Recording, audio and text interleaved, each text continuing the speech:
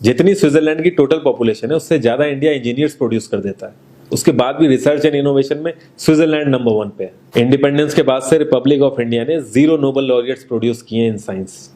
USA ने 100 plus कर दिए। ASER की रिपोर्ट के हिसाब से 83% एजुकेटेड इंडियंस एम्प्लॉयबल ही नहीं है। और ये जो सुंदर पिचाई सत्या नदेला की हम बात करते हैं, इन्होंने भी आगे चल के अपनी एजुकेशन बाहर से ही करी है। और ये सारी चीजें जो मैं बोल रहा हूँ ना, इसका रूट कॉज फाइंड आउट करने के लिए हमें थोड़ा सा पीछे जाना पड़ेगा। जब ब्रिटिशर्स हम पे रूल कर रहे थे तो ईस्ट इंडिया कंपनी के सामने 2 मेजर चैलेंजेस थे। एक कम्युनिकेशन विद इंडियन, दूसरा वर्कर्स और क्लर्क्स की बहुत जरूरत थी उन्हें।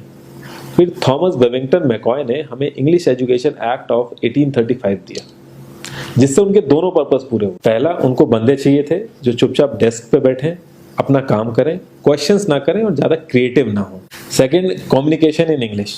इंग्लिश सबसे ज्यादा बोले जाने वाली लैंग्वेज नहीं है, उसके बाद भी इंग्लिश एक लैंग्वेज की बजाय एक क्लास बन गया इंडिया में। रशिया, चाइना, फ्रांस, ये सब जगह इतना ऑब्सेशन नहीं है इंग्लिश को लेके जितना इंडिया में है।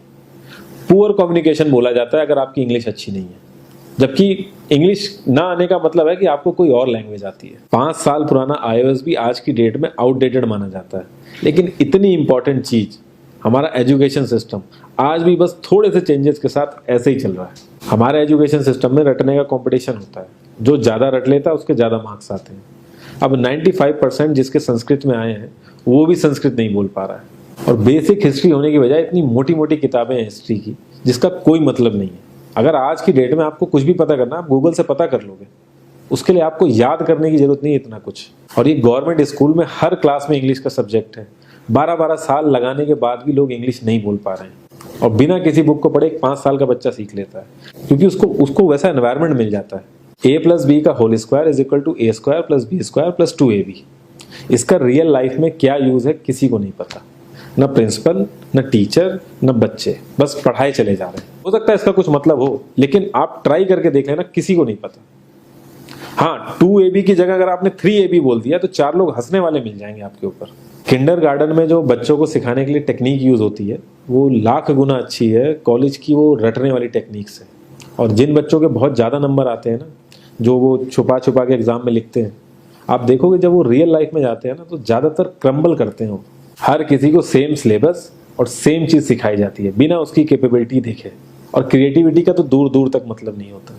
अब एक लाइन से आप शेर, मछली, सांप, हाथी सबको लाइन से खड़ा कर दो और उनसे कहो पेड़ पे चढ़ो, उनको तो जिंदगी भर यही लगेगा ना कि वो तो किसी काबिल ही नहीं है। और द्रोणाचार्य ने भी पांडवों को उनकी स्किल सेट के हिसाब से उनको चीजें सिखाई, सबको एक ही चीज नहीं सिखा दी। और हमारे एजुकेशन सिस्टम में ज्यादा ऑप्शंस भी नहीं है।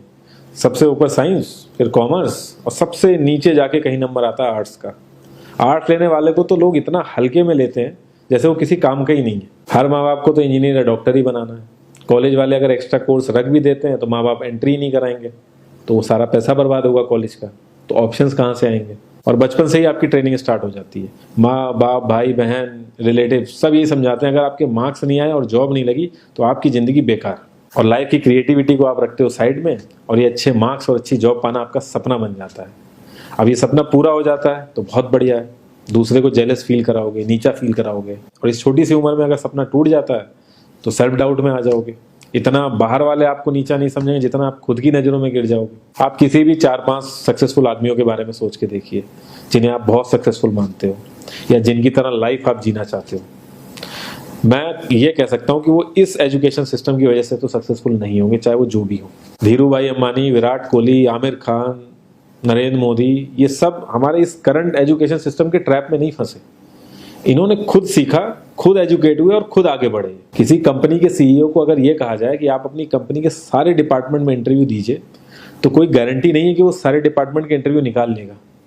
और ये भी हो सकता है कि वो आधे से ज्यादा डिपार्टमेंट के लिए क्वालिफाई ना करे एजुकेशन वाइज, लेकिन वो पूरी कंपनी चला सकता है। तो ये जो एक स्किल है, इसके बारे में बात क्यों नहीं होती? लोग अपनी 25% से ज्यादा जिंदगी इस करंट एजुकेशन सिस्टम में लगा देते हैं ताकि अपने से कम पढ़े लिखे आदमी की कंपनी में जाके उसके सपने पूरे कर सकें। इंडिया का जो करंट एजुकेशन सिस्टम है, अगर वो इतना ही अच्छा है तो जो भी सेलिब्रिटीज हैं, पॉलिटिशियंस हैं, वो अपने बच्चों को बाहर क्यों भेज रहे हैं पढ़ने के लिए? इनफैक्ट पॉलिटिशियंस के साथ तो ऐसा करना चाहिए, जिस एरिया से वो जीते हो उसी एरिया के गवर्नमेंट कॉलेज में उनके बच्चों को पढ़ना कंपलसरी हो जाए, तभी वहां के गवर्नमेंट कॉलेज सुधर सकते हैं। 368 प्यून की जॉब के लिए 1.5 लाख ग्रेजुएट और 24,968 पोस्ट ग्रेजुएट ने अप्लाई किया। मैं IAS-PCS की तो बात नहीं करता हूँ, वो तो एक पैशन की बात होती है, लेकिन कुछ लोग 5-5, 6-6 साल से तैयारी कर रहे हैं कि कोई भी गवर्नमेंट जॉब मिल जाए उन्हें। उनसे पूछोगे क्यों ऐसे इतने टाइम से लगे हुए हो, तो वो एक ही चीज़ बोलेंगे कि जॉब सिक्योर है।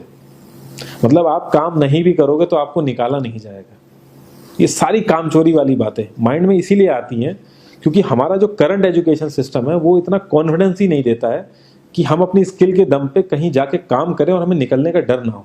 मैं आने वाले 10 साल की तो बात ही नहीं कर रहा हूँ, अगर मैं आने वाले 5 साल की भी बात करूँ तो टेक्नोलॉजीज में इतना ज़्यादा चेंजेस आ जाएगा कि जो आज हम पढ़ रहे हैं, जिस स्किल पे हम फोकस कर रहे हैं, पता नहीं वो रेलेवेंट भी होगी कि नहीं उस समय। Cloud computing, SEO, digital marketing, ये सब जॉब्स पहले एग्जिस्ट ही नहीं करती थी। हम लोगों को एजाइल होना पड़ेगा, नई नई चीज़ों को सीखने के लिए ओपन रहना पड़ेगा, क्रिएटिव माइंड लगाना पड़ेगा।